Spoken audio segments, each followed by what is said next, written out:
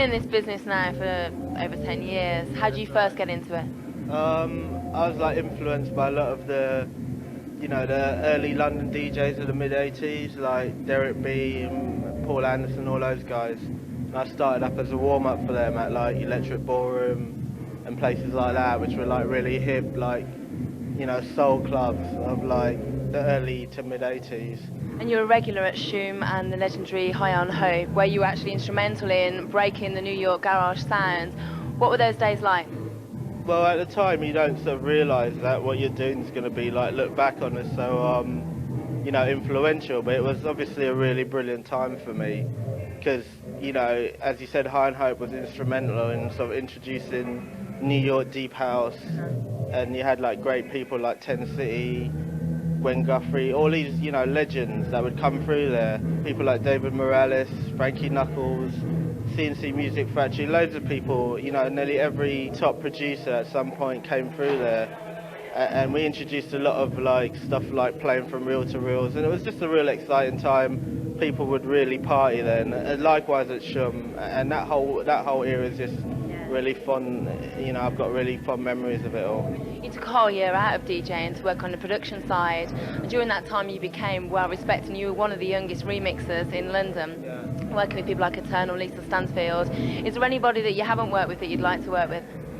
Well, it's a question that sort of, there's people currently that I'd like to obviously do things with, but I couldn't really put my finger on one person that really springs to mind. But we made some really nice records. Some of them are like classics now, and it was a good time for me.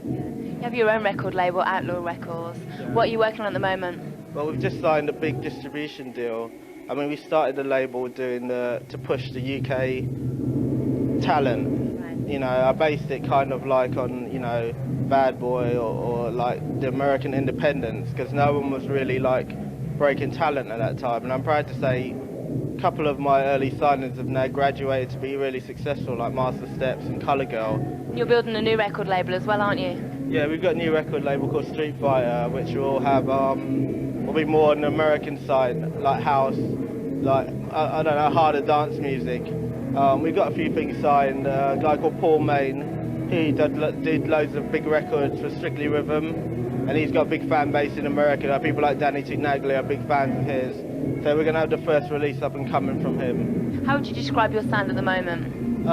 It's a very young movement, and I feel like you have to approach it with like, you got to try and entertain the kids as well as playing music. So I haven't got a particular sound, but I just think like I try to let them feel that I'm really enjoying myself as much as they are, I'm really thankful that after 10 years I'm still sort of like current or whatever, So for me it's a good feeling. I'm glad that everything's working out well.